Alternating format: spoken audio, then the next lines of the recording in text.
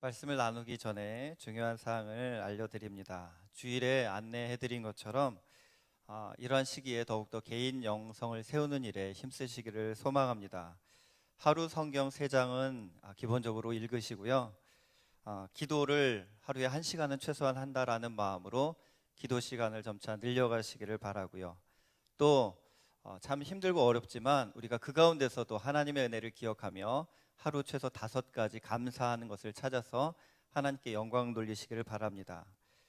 그리고 사회적 거리두기 강화로 모든 공예배를 온라인으로 드리고 있습니다.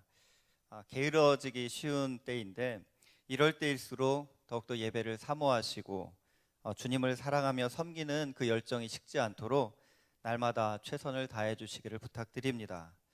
그래서 오히려 더욱더 믿음이 성장하고 성숙하는 그러한 귀한 시기가 되기를 축복합니다. 시간 우리 자신을 향해서 이렇게 축복하는 이야기를 했으면 좋겠습니다. 나는 복 있는 사람입니다. 그렇습니다. 나는 어떤 사람인지를 우리가 늘 고백하는 게 중요한데요. 나는 주님과 함께하는 복 있는 사람이라는 것을 생각하시면서 살아가시길 바랍니다.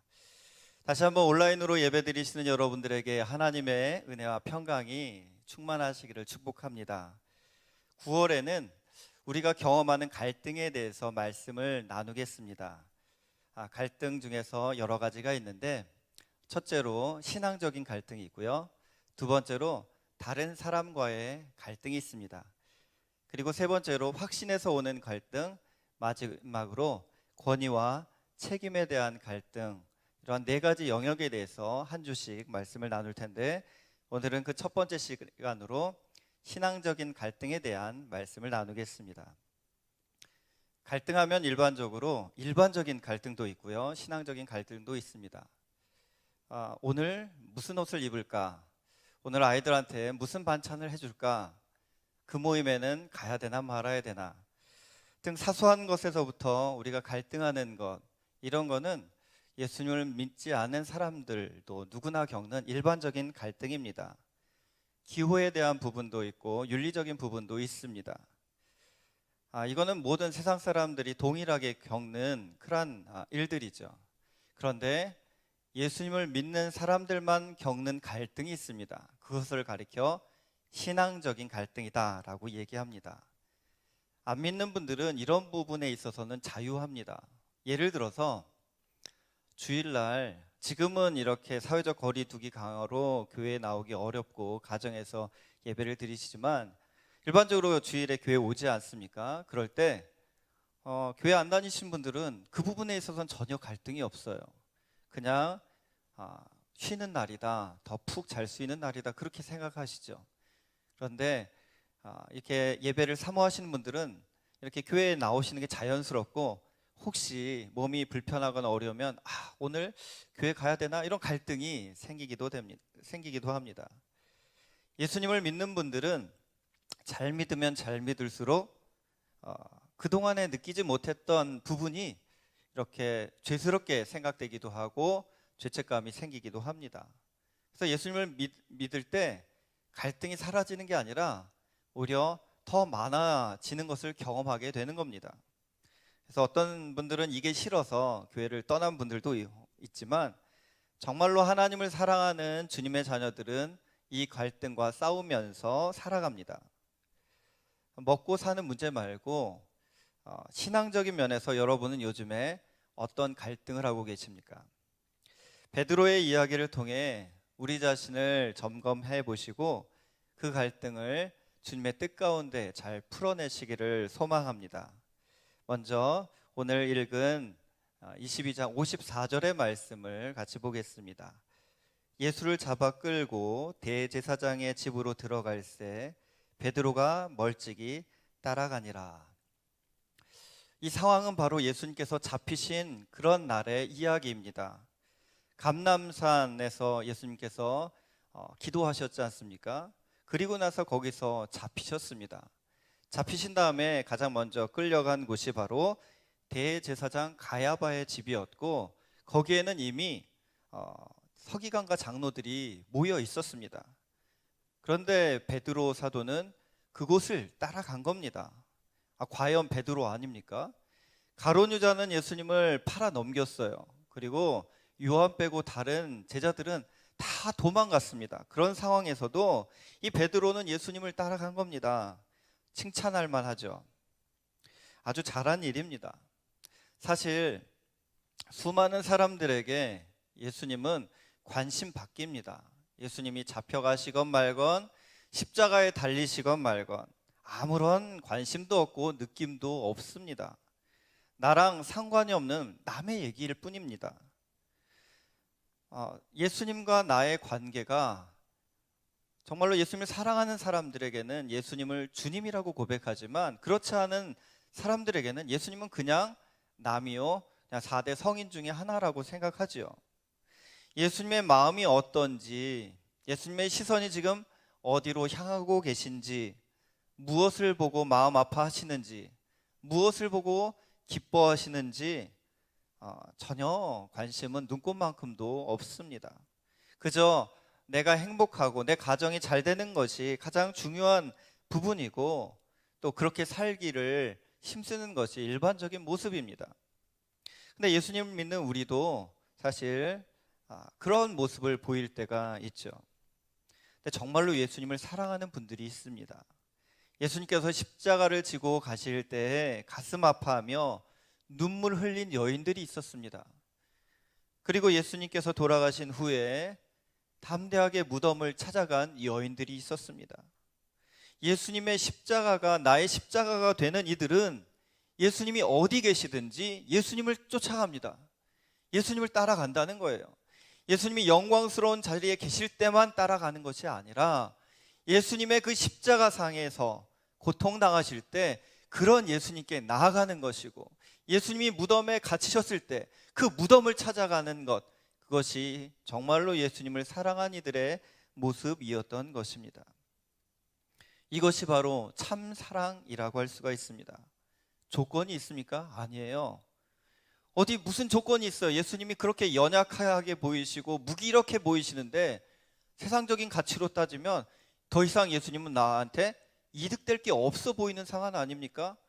오히려 예수님을 그때 따라갔다가는 같은 패로 몰려서 어려움을 겪을 수도 있는데 정말로 예수님을 사랑했기 때문에 이 여인들은 담대하게 예수님이 어디든 상관없이 예수님께 나아갔던 것입니다.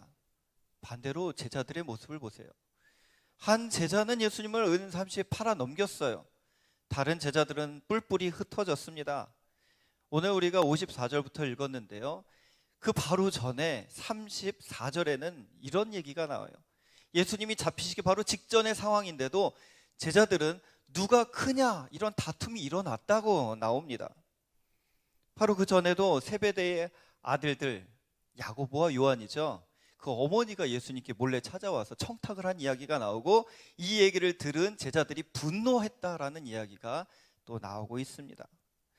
예수님이 그동안에 하셨던 모습들은 정말 병든 자를 고치시고 기사와 이적을 일으키신 모습, 그리고 수많은 사람들을 먹이시는 이적을 통해서 막 꿈을 꾸는 거예요. 야, 예수님이 정말로 이 땅에 왕으로 오시겠구나. 그때 등극하시면 한 자리 좀 주십시오. 영의정, 좌의정 이렇게 청탁을 하는 거죠. 그걸 보고서 제자들은 왜 네가 먼저 그렇게 설레발치냐, 그 자리는 내 자리다, 뭐 이런 세상적인 영광에 도취해 있었습니다. 그런데 예수님이 그런 모습으로 가신 게 아니라 십자가를 지시니까 당황스러웠죠. 이게 뭐냐? 같이 있다가 나도 잡혀갔구나. 그냥 맨발로 도망가기에 바쁠 정도였습니다. 그럼 참사랑은 조건에 따르지 않습니다. 아가서의 말씀처럼 참사랑은 죽음같이 강합니다. 이런 면에서 어머니들의 사랑을 흔히 참 귀한 아가페 사랑이라고 세상에선 얘기하지 않습니까? 자식을 자신보다 더 귀하게 여깁니다. 희생하는 것을 힘들지만 감내합니다. 이 여인들이 바로 이러한 주님을 사랑했기 때문에 죽음을 두려워하지 않았고 그리고 비난을 무서워하지 않았고 어떤 상황이든지 돌파해 나갈 수 있었습니다. 사랑하는 성도 여러분, 여러분은 예수님 사랑하시죠? 굉장히 사랑하실 겁니다. 그런데 그 사랑이 어느 정도이실까요?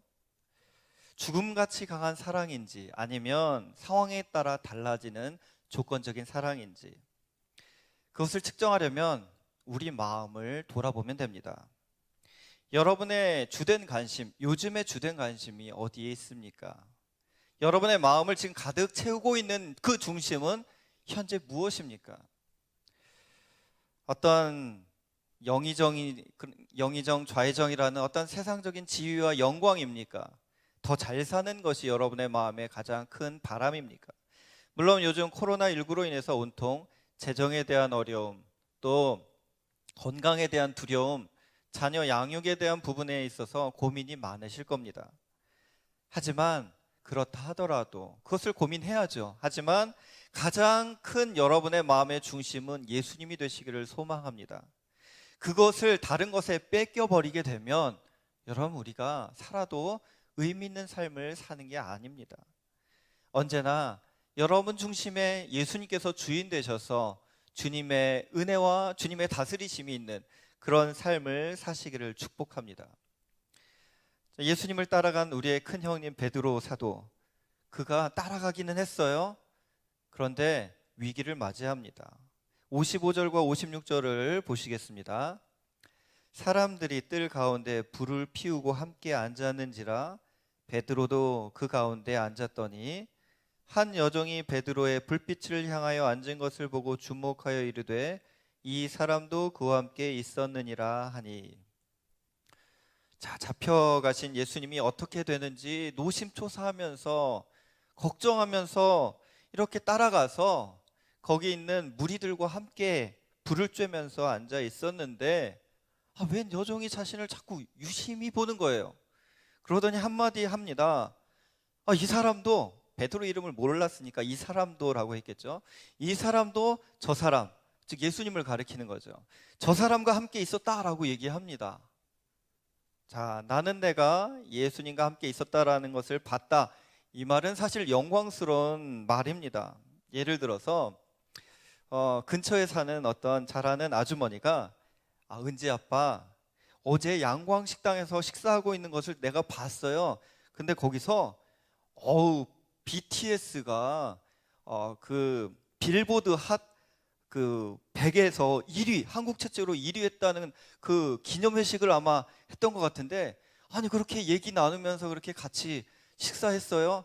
야, 참 대단합니다. 부러워요. 대박입니다. 이런 얘기를 들었으면 여러분, 그거 영광이죠. 세상에서 유명한 사람들과 함께 밥 먹고 친하게 지내는 거, 이게 얼마나 자랑거리입니까? 우리 예수님과 가까운 사이라면 그와는 비교할 수 없는 자랑과 영광스럽다라는 것, 그것이 우리에게 있어야 되는데, 예수님과 같이 있는 것을 봤어요. 그러면 당연하죠. 내가 예수님과 얼마나 친한데, 이렇게 어깨가 으쓱할 만한 상황인 거죠. 그런데 당시 베드로는 그렇지 않았다는 거예요. 한없이 약해 보이는 이 여종의 말 한마디가 비수처럼 날아와 그 가슴에 꽂힙니다. 이제 선택의 시간입니다. 뭔가 얘기를 해야 돼요. 어떻게 할 것인가. 신앙의 갈등이 일어납니다. 사실 정말로 믿음이 좋고 주님과 함께 진짜 죽으려는 마음이 있었으면 이 갈등이 일어나지 않아요. 우리가 연약할 때, 우리가 부족할 때 항상 생기는 반응들이 갈등이거든요. 1번, 맞아, 난 저분을 잘 알아. 예수님과 함께 있었어. 난 예수님의 제자야. 그래, 어쩔래? 예수님 얼마나 좋은 분인데. 오히려 예수님을 변호하면서 어려움이 있더라도 당당하게 자신 누군지를 밝힌다. 2번, 너 나 알아? 언제 봤다고 그런 얘기를 해? 왜 생사람 잡고 그래? 부인한다. 3번, 없어요. 양자택일이에요. 1번 아니면 2번입니다. 만약에 여러분이 이 당시에 베드로였다면 어떤 반응을 보이시겠습니까? 1번을 택하면 함께 잡혀서 곤혹을 치를 수가 있어요. 2번을 택하면 순간의 위기를 넘어갈 수 있어 보입니다. 베드로가 이런 갈등을 한 이유가 무엇일까요? 진리를 몰라서, 말씀을 몰라서, 아니면 어떤 경험이 없어서? 셋 다 아닙니다. 베드로는요, 주는 그리스도시요 살아계신 하나님의 아들이십니다라고 예수님이 누구신지를 고백했던 그러한 믿음 있는 사람이었어요. 그리고 베드로는 3년 동안 예수님께서 이렇게 제자들과 공생하시면서 하신 수많은 말씀들을 들었던 사람입니다. 말씀을 아주 잘 알아요. 베드로는 예수님의 기사와 이적을 누구보다도 곁에서 많이 지켜봤던 사람입니다. 심지어 본인도 잠시지만 물 위를 걷기까지 했어요. 근데 왜 이러는 걸까요? 베드로는 아직 그 정도로 예수님을 사랑한 것이 아니었다라고 밖에 볼 수 없다라는 얘기입니다. 목숨을 다할 정도로 사랑한 게 아니라는 거예요. 말로는 내가 주와 함께 죽을지언정 주를 부인하지 않겠다고 했지만 실제 마음은 그렇지 않은 겁니다. 그래서 그는 예수님을 따르되 멀찍이 따라갔습니다. 54절을 읽어보겠습니다. 예수를 잡아 끌고 대제사장의 집으로 들어갈새 베드로가 멀찍이 따라가니라. 멀찍이라는 말에 주목해 보십시오. 여러분, 언제 멀찍이 따르죠? 영화나 드라마 보세요. 경찰이, 형사가 범죄자를 뒤쫓을 때 멀찍이 따라가죠. 그리고 안 친할 때는 거리 두기를 합니다.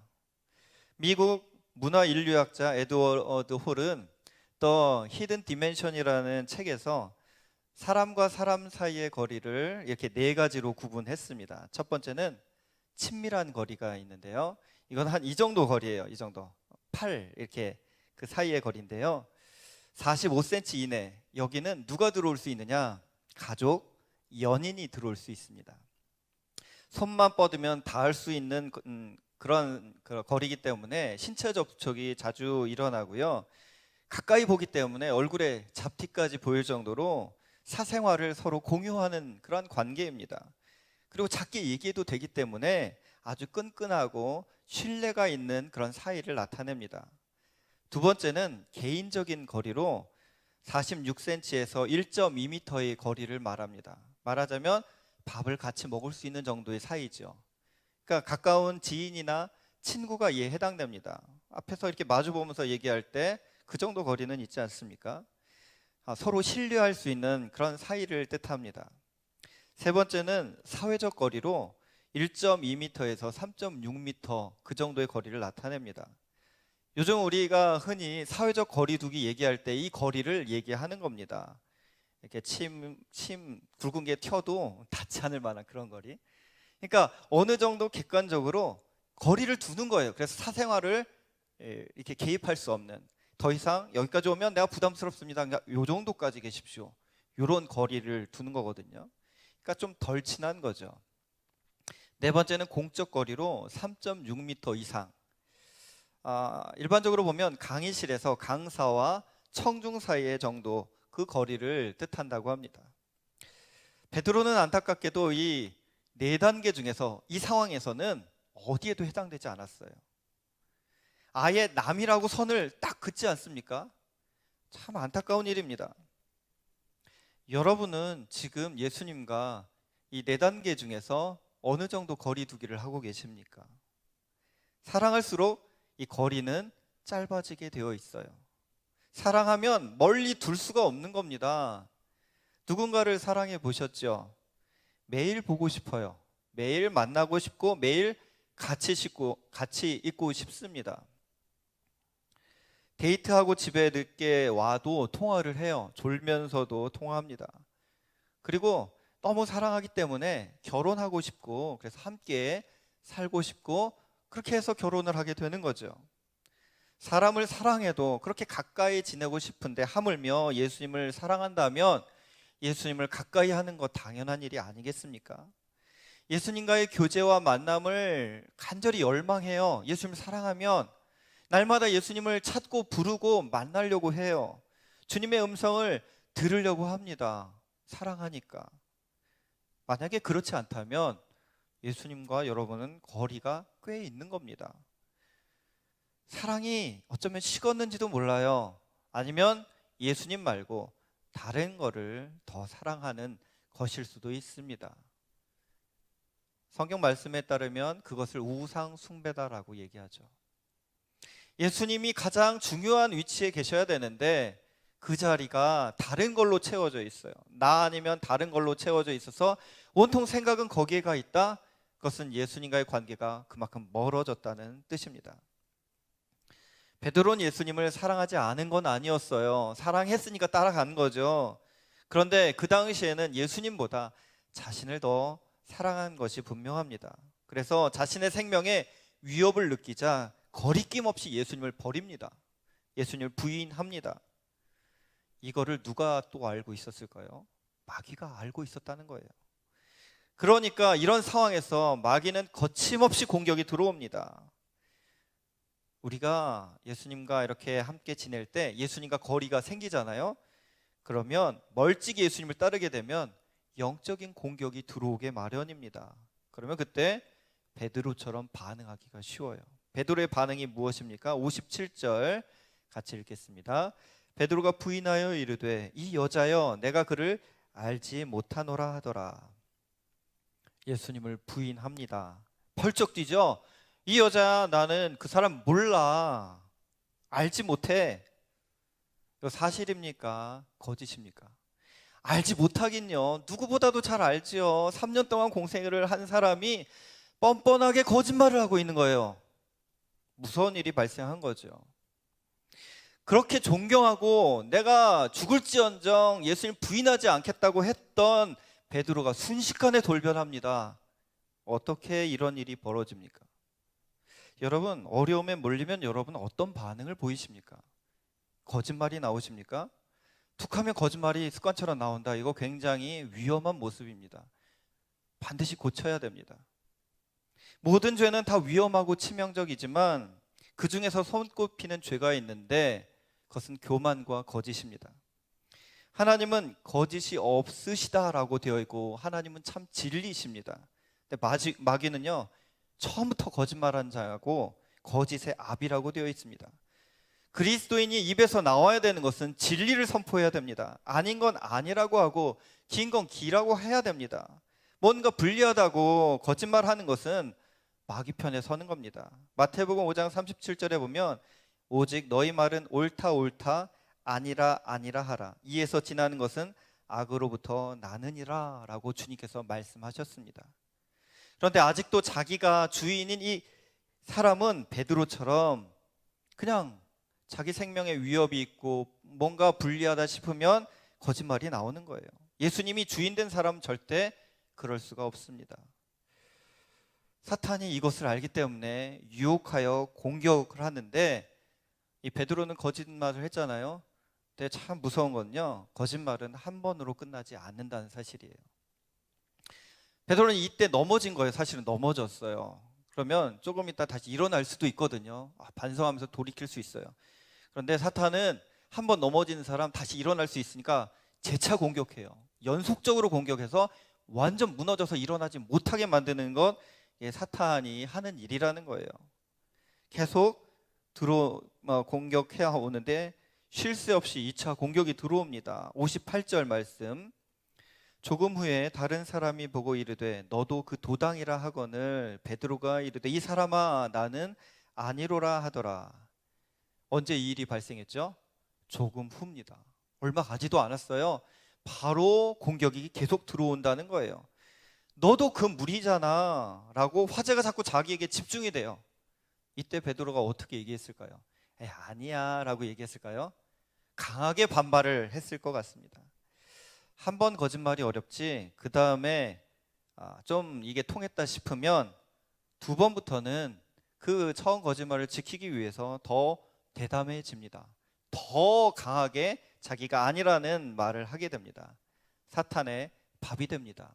영혼이 탈탈 털린 것이죠. 여러분, 지혜롭게 말하는 것과 거짓말은 본질적으로 다릅니다. 합리화하는 게 이게 거짓말 안 하는 게 아니에요. 합리화도 거짓말입니다. 거짓을 한다는 것은 그 가운데 관계를 무너뜨리는 무서운 일이 되는 거예요. 진리만이 관계를 온전히 세웁니다. 베드로는 두 번의 거짓말로 위기를 넘어간 것 같았어요. 근데 또다시 3차 공격이 들어옵니다. 59절, 60절 말씀을 보겠습니다. 1시간쯤 있다가 또 한 사람이 장담하여 이르되 이는 갈릴리 사람이니 참으로 그와 함께 있었느니라. 베드로가 이르되 이 사람아 나는 내가 하는 말을 알지 못하노라고 아직 말하고 있을 때에 닭이 곧 울더라. 1시간쯤 지났다고 했어요. 시간이 좀 한참 지났나 봅니다. 베드로도 거기서 뭔가 얘기를 했을 것 같아요. 그런데 지방마다 사투리가 있잖아요. 우리나라도 전라도 사투리, 경상도 사투리, 강원도 사투리, 뭐 이북지방 사투리 다 있어요. 그럼 얘기하다 보면 어디 지방 사람이구나 정도는 알잖아요. 근데 이 말 했는데 어떤 사람이 또 얘기해요. 당신 어떻게 보니까 갈릴리 사람 아니야? 그 사람과 함께 있는 걸 나도 지금 생각났는데 봤대니까 라고 또 얘기를 해요. 2번 거짓말하는 사람이 3번 못할까요? 또 합니다. 마태복음에서는요, 베드로가 저주까지 하면서 맹세까지 하면서 모른다고 그렇게 얘기했다고 나옵니다. 아니라고 했잖아 라고 하면서 주저리 자기가 아닌 것을 막 얘기하고 있을 때 닭이 운 거예요. 참 참담한 상황이죠. 아마 이때 마귀는 박장대소하고 웃었을 겁니다. 야, 예수도 잡았고 가룟 유다도 이제 망했고 이제 베드로도 이렇게 무너뜨렸다. 야, 제자들 다 떠나갔고 내가 이겼다. 이렇게 환호성을 올렸을 겁니다. 베드로의 마음은 어땠을까요? 이게 뭔가 그래도 예수님을 따라서 여기까지 왔는데 가만히 있었으면 중간이라도 갔을 걸. 괜히 여기 왔나? 정말로 내가 그래도 용감하게 왔는데 실상은 더 못한 꼴이 되어버리고 말았구나. 이 대목을 우리는 좀 묵상할 필요가 있습니다. 일단 베드로가 예수님을 부인하긴 했지만 예수님의 뒤를 따라간 것은 잘한 일입니다. 도망간 그 제자들보다 분명히 나았습니다. 이건 아주 훌륭한 부분입니다. 단 예수님을 따르려면 적당해서는 안 된다는 것을 보여줍니다. 멀찍이 따르면 예수님과 거리두기를 하게 되면 누구나 이렇게 될 수 있다는 것을 우리에게 알려주고 있습니다. 예수님을 사랑할 때 온 마음 다해 사랑하지 않으면 그 빈틈을 통해서 언제든지 우리도 베드로처럼 예수님을 부인할 수 있다는 것을 기억하시기 바랍니다. 내가 주인의 위치에 계속 있다 하면 언제든지 우리는 이러한 위치에 전락하게 될 수가 있습니다. 어정쩡한 태도를 버리십시오. 기왕 예수님을 믿었다면 온 마음 다해 예수님을 사랑하고 온 마음 다해 예배자로 서시고 온 마음 다해 기도하시고 헌신하실 때는 온 마음 다해 하시기 바라고, 우리가 복음의 증거자로 마음을 다하시기를 축복합니다. 미지근하면 안 돼요. 양다리 걸치면 안 됩니다. 나만 생각하면 안 된다는 겁니다. 그래서 열심을 내어 주를 섬기라고 권면하고 있는 것입니다. 바라기는 나를 사랑하시는 그 주님을 바라보면서 계속해서 주님을 더욱더 사랑하기에 힘쓰시기를 축복합니다. 우리가 나약할 때가 있어요. 베드로처럼 무너질 때가 있습니다. 주님을 따른다고 하지만 내 욕망과 내 소견에 옳은 대로 살 때도 있습니다. 말씀을 읽고 순종하려고 하지만 아직도 세상의 가치관이 더 중요하고 그리고 세상 풍조를 흠모하며 살아가기도 합니다. 그래서 우리는 실패합니다. 예수님을 부인할 때 없었습니까? 면피하기 위해서 거짓말 한번 안 해보신 분 계십니까? 베드로는 곧 저와 여러분들의 모습입니다. 우리의 실체는 이렇게 부끄러운 죄인이라는 사실. 사도 바울은 심지어 나는 죄인 중에 괴수다라고까지 고백하는 이유가 무엇입니까? 우리를 알면 알수록 우리가 얼마나 죄인인가를 깨닫게 된다는 겁니다. 하지만 그런 우리를 주님께서는 바라보고 계십니다. 우리를 주님은 포기하지 않으셔요. 그래서 우리에게 희망이 있다는 것을 믿으시기 바랍니다. 61절과 62절을 보시겠습니다. 주께서 돌이켜 베드로를 보시니 베드로가 주의 말씀 곧 오늘 닭 울기 전에 내가 3번 나를 부인하리라 하심이 생각나서 밖에 나가서 심히 통곡하니라. 사랑하는 성도 여러분, 우리 예수님은 베드로가 이렇게 3번씩이나 부인할 것을 알고 계셨어요. 아셨는데도 어떻게 그 베드로를 사랑하셨을까? 정말로 인간적인 생각으로는 이해하기 힘든 부분입니다. 누군가가 여러분을 배신할 것을 알면서도 사랑할 수 있습니까? 배신의 그런 경험을 했음에도 계속 사랑할 수 있습니까? 이런 치욕을 겪으면서 사랑할 수 있습니까? 네, 이것이 바로 우리 예수님의 사랑입니다. 우리가 훌륭해서가 아니에요. 우리가 죄인이었고 허물과 죄가 많고 우리가 자랑할 것이 하나도 없고 더럽고 추한 모습이지만 그런 우리를 우리 주님은 사랑하신다는 말씀입니다. 3번 부인할 것을 아셨지만 그런 베드로를 예수님은 품으셨습니다. 이 3번째 부인하는 그 상황에서 예수님과 베드로 사이는 그렇게 먼 거리는 아니었던 것 같습니다. 거기 모였던 사람들이 이 사람 저 사람 하면서 이렇게 가리킬 정도면 이렇게 보이는 위치에 있었습니다. 3번째 부인 베드로가 예수님을 부인했을 때 고개를 돌리고 계셨던 예수님은 고개를 돌려 베드로를 바라보십니다. 그리고 그 눈이 마주칩니다. 그 눈빛이 어땠을까 한번 생각해 봤어요. 야, 네가 어떻게 이럴 수 있어? 너만은 안 그런다고 그랬잖아. 이런 어떤 분노가 찬 눈빛이었을까? 실망감에 막 활활 타는 그런 눈빛이었을까요? 아니었을 겁니다. 베드로야, 난 알고 있었어. 난 그래도 널 사랑해. 돌이켜서 온전하게 서길 바란다. 난 끝까지 너를 위해 기도할 거야. 그러한 긍휼히 여기는 마음이셨을 것입니다. 우리가 살아가다가 넘어질 때, 우리가 주님을 베드로처럼 부인하고 거짓된 삶을 살아갈 때조차도 예수님은 고개를 돌려 우리를 바라보신다는 사실 기억하시기 바랍니다. 아들아, 딸아, 그래도 난 너를 사랑해. 난 너를 사랑한단다. 누가 뭐라고 해도 난 너를 사랑해. 이것이 정말로 하나님의 사랑, 예수님의 사랑인 것입니다. 힘들고 어려울 때 이러한 주님의 눈빛을 보시고 주님의 음성을 들으시기 바랍니다. 그동안에 계속 무너지고 완전히 무너진 이 베드로, 주님이 바라보시자 그에게 변화가 일어납니다. 다시 한번 61절과 62절을 보시겠습니다. 주께서 돌이켜 베드로를 보시니 베드로가 주의 말씀 곧 오늘 다 굴기 전에 내가 3번 나를 부인하리라 하심이 생각나서 밖에 나가서 심히 통곡하니라.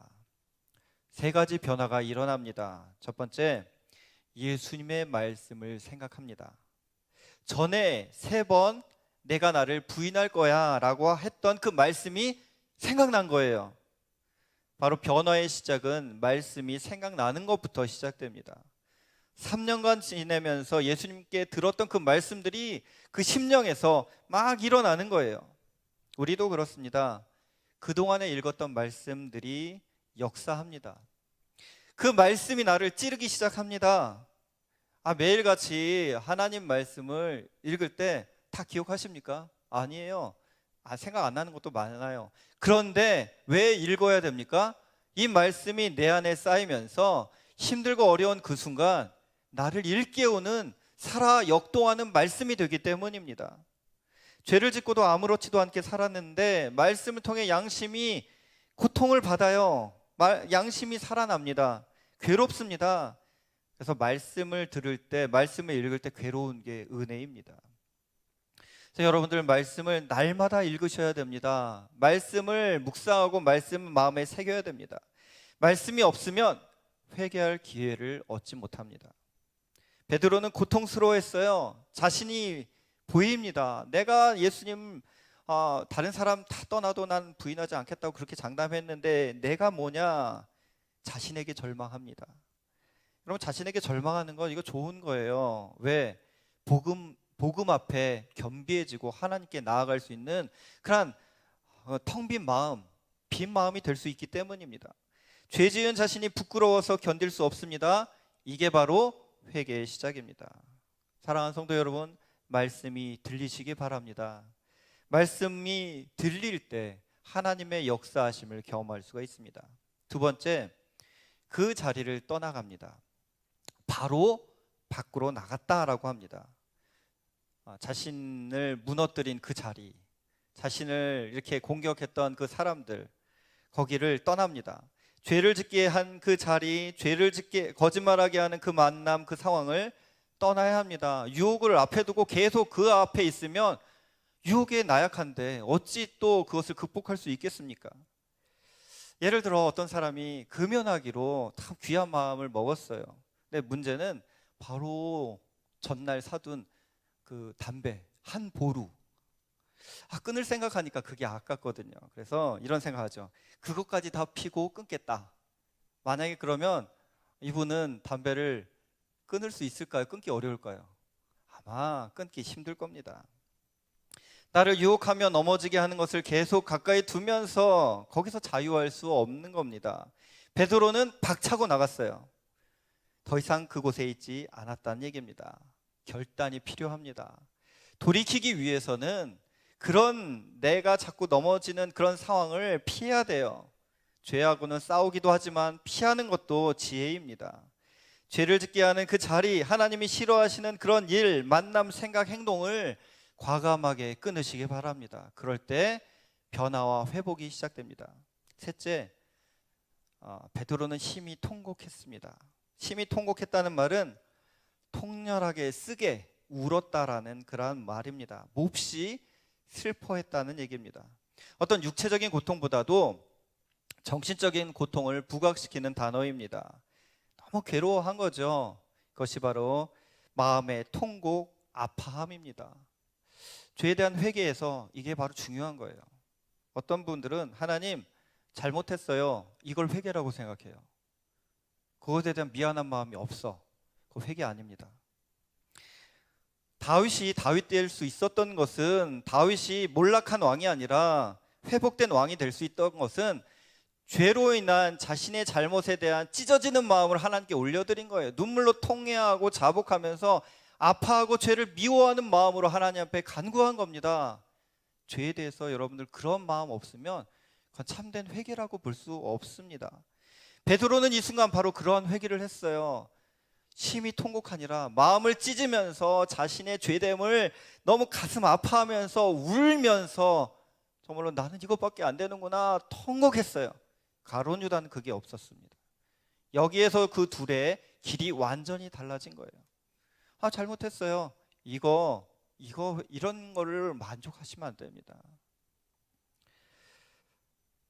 베드로의 이러한 회개 이후에 부활하신 후 예수님은 디베랴 호수에서 베드로를 찾아오시지요. 그곳에 베드로는 뭐하고 있었어요? 다시 어부 생활로 돌아갔었어요. 베드로 아침 식사를 하신 뒤에 베드로에게 물으십니다. 요한의 아들 시몬아, 내가 이 사람들보다 나를 더 사랑하느냐? 하필이면 사랑하냐고 또 물으시네요. 자기가 무너진 그 부분을 예수님이 아가페 사랑하냐고 꼭 물으시는 거예요. 베드로는 대답을 잘 못하고 저는 필레오 사랑은 합니다 라고 얘기를 하죠. 이것을 3번 물으시면서 베드로의 무너진 영역을 다시 예수님께서는 세워주십니다. 지금도 하나님은 무너진 우리를 다시 찾아오셔서 그 무너진 지점에서 다시 시작할 것을 말씀하고 계십니다. 괜찮아, 너 다시 시작하면 돼. 너 나 사랑하니? 난 그 말을 듣고 싶어. 아가페 사랑 아니라도 괜찮아. 필레오 사랑? 그래, 그거라도 너가 나를 사랑한 건 내가 알아. 이제부터 힘내라. 너는 이제 알지 못하는 길을 가서 그렇게 나를 위해 살 거야.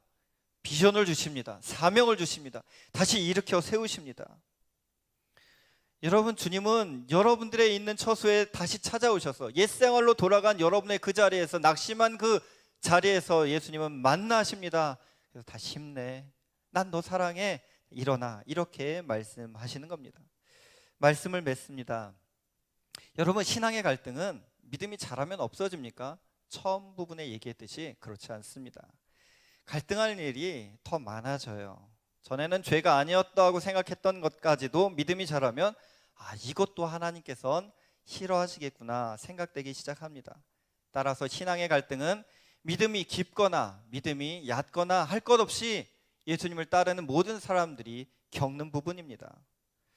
그래서 신앙의 갈등이 생기게 되면 이거는 내가 극복해야 될 영역이구나 라고 생각하시기 바랍니다. 그리고 바로 그때 진리를 택하십시오. 베드로처럼 도망가지 마세요. 비겁하게 도망가는 것은 옛날로 족합니다. 당당하게 예수님 편에 서시기 바랍니다. 진리를 선포하시기 바랍니다. 불이익이 있고 불리한 일이 있을지 모르지만 하나님의 뜻대로 사는 이들에게는 하나님께서 함께해 주시고 은혜를 베푸십니다. 자꾸 내가 주인 행세하며 내 마음대로 말씀을 거역해서 주님의 뜻과 멀어지게 되면 바로 모래 위에 짓는 집으로 훗날 무너짐이 심하게 될 것입니다. 바라기는 신앙의 갈등 가운데서도 주님의 뜻을 따름으로 더욱 성장하시고 성숙하는 저 여러분들 되시기를 주님의 이름으로 축원합니다.